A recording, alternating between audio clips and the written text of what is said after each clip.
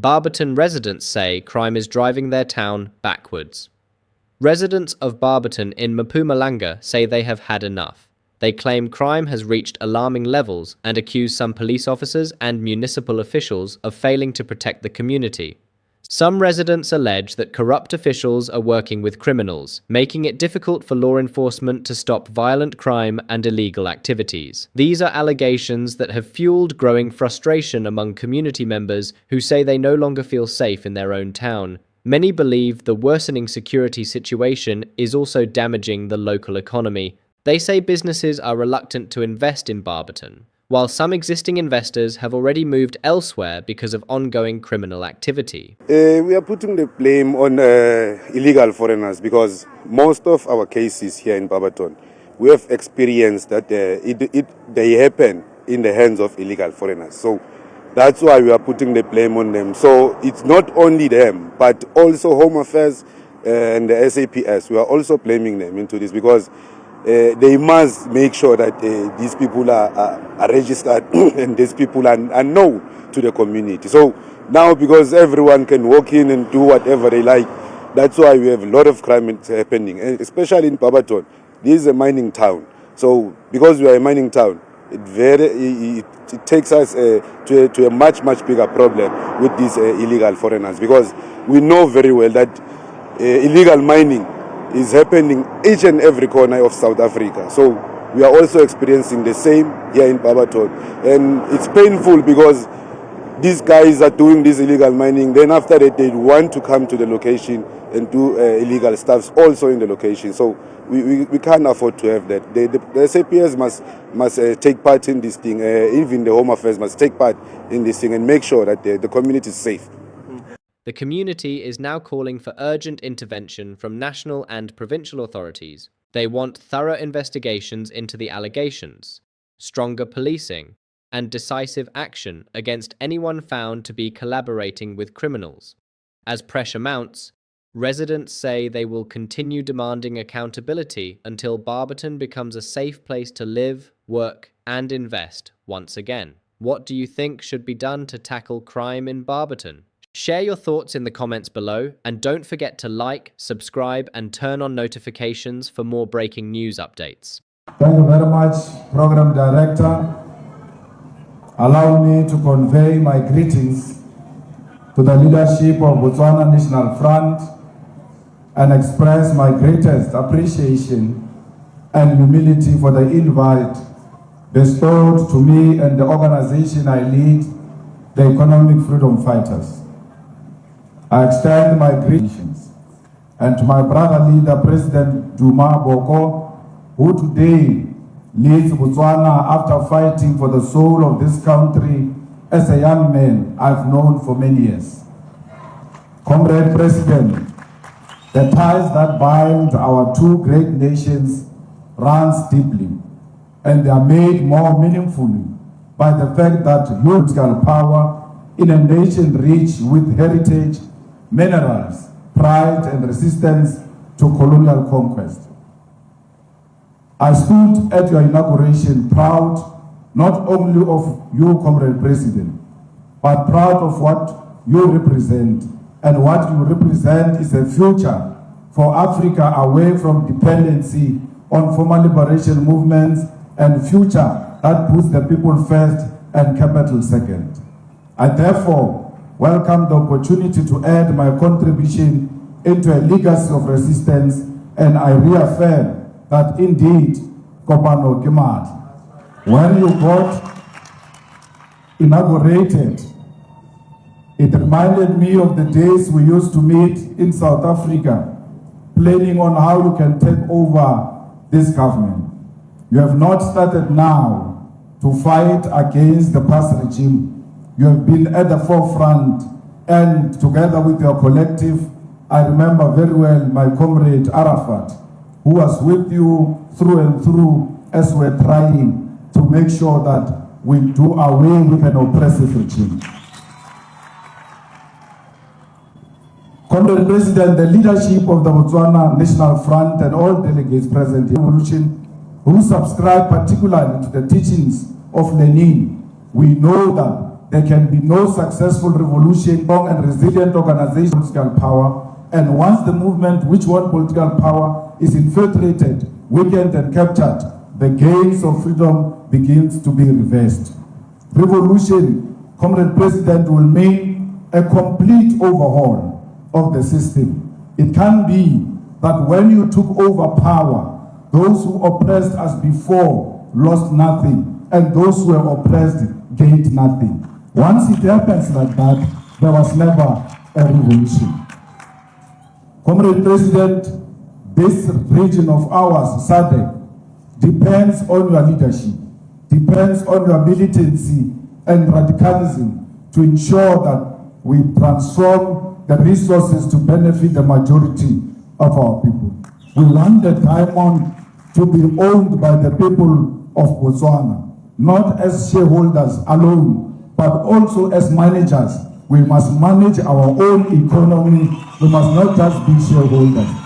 The PS must know that it must adhere to the demands of the people, or it must try somewhere else. Because this is a new regime that is going to ensure that diamond and the land, which is agriculture, benefit the people of Botswana.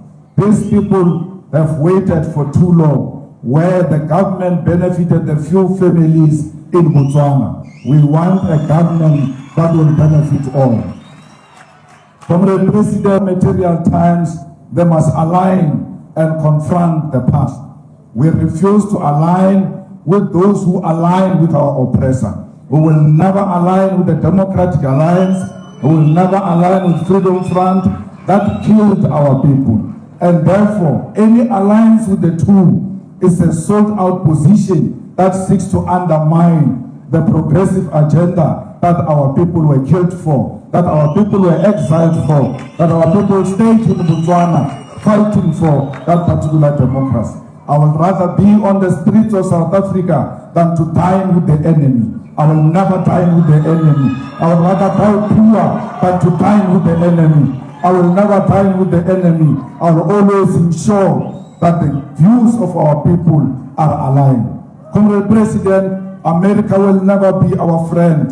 Even if it donates planes to us, we must never get planes that were used to kill children in Palestine and the planes that were used to oppress the people of Cuba. Those planes of America are wrapped with blood of innocent people. America doesn't like us. America will never like us. We are divided. We are poor. We are what we are because of the imperialist America. And for one moment, we must never sleep and think that America will one day become our friend. Comrades, we know our friends.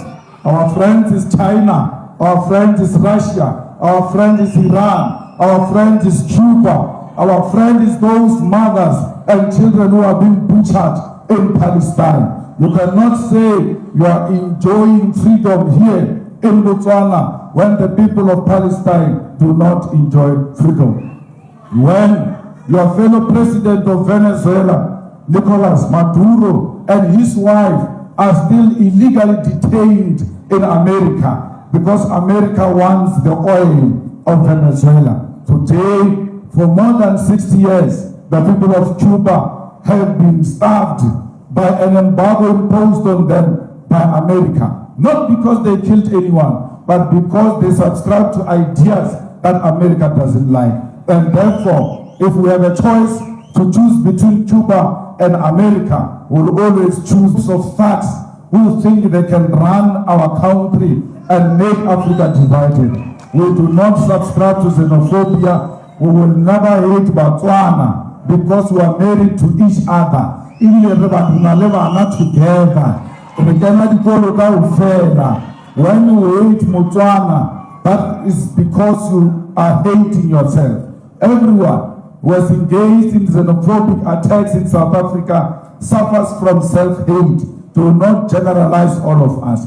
We want African unity. We want the unity of SADC. We want to share in the land of Africa because we are collectively exploited. There is no one who can say these ones were better off and we were exploited. Everywhere where an African child is found, that African child is hated.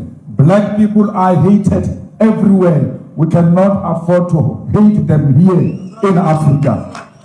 When you see a black person, you must see yourself. If you have looked at yourself in a mirror and you see of the Africa, it will one day benefit from its land, from its minerals, and ensure that it doesn't depend on imperialists and colonizers.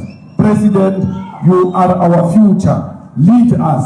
Do not doubt yourself. As you take decisions, and very difficult decisions, you must know there are personal consequences, but you must be prepared to face those consequences. And if those consequences means prison, if those consequences means death, make sure that you are not scared to confront death, because victory is certain. They will never kill all of us. They will never imprison all of us.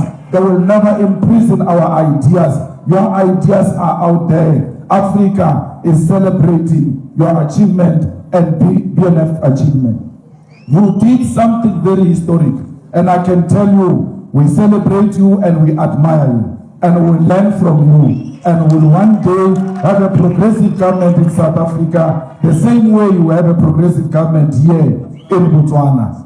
I was banned here for many years, and I got an invitation from you that I'm unbanned. It's so nice to be at home today and be able to enjoy the beautiful nature of Botswana. Those who banned me here in Botswana, they are watching us from TV, and they must be very lucky if they don't run out of electricity. Look at us now. You oppressed us yesterday. Today we are flourishing. We are in charge of Botswana. You can never oppress us forever. Comrades, be rest assured, Matla, Karuna, Kopana, Kimata, unity is what must guide all of us. Let's all unite the African continent. Amandla! Amandla! Kopano! Thank you very much. Asiyabazali kaya isasencane usebenza kanzima. Asiyabazali